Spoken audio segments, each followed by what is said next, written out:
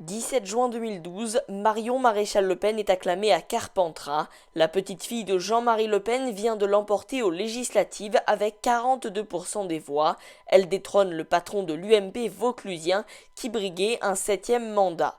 Cette année au municipal, c'est Hervé de Lépinot qui représente l'extrême droite dans cette ville de 30 000 habitants. Ici, Marine Le Pen avait réalisé son meilleur score national à la présidentielle. Alors pour cet avocat de 44 ans, la mairie est cette fois-ci à portée de main.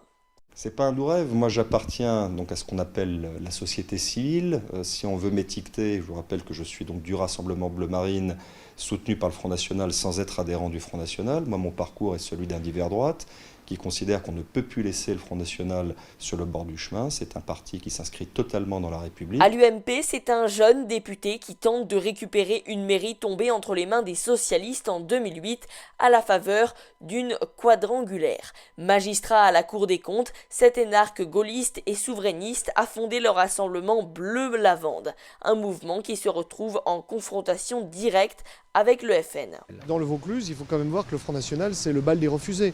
C'est-à-dire que tous ceux qui n'ont pas été investis par l'UMP ou qui ont été fâchés à un moment donné dans leur parcours viennent se réfugier au Front National pour faire carrière. Ça s'appelle du carriérisme ou de l'opportunisme. Alors, c'est quoi les règles chez vous ? En face, le maire PS sortant espère rejouer le scénario de 2008 et garder son siège dans une ville qui vote pourtant à plus de 60% à droite.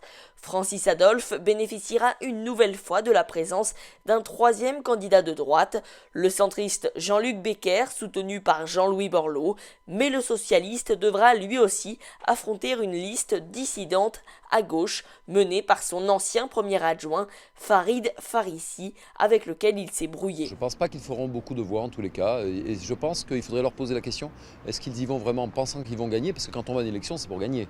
Ou est-ce qu'ils y vont pour piquer un petit peu de voix, même une ou deux, ou trois, ou 10, ou 20, ou 100 à quelqu'un. Voilà, je pense qu'ils sont dans une revanche. Moi, je ne suis pas là-dedans. En 2008, Francis Adolphe avait emporté la mairie avec 3 points d'avance. Au pied du Mont Ventoux, la bataille promet donc d'être une nouvelle fois serrée et toujours une nouvelle fois fratricide.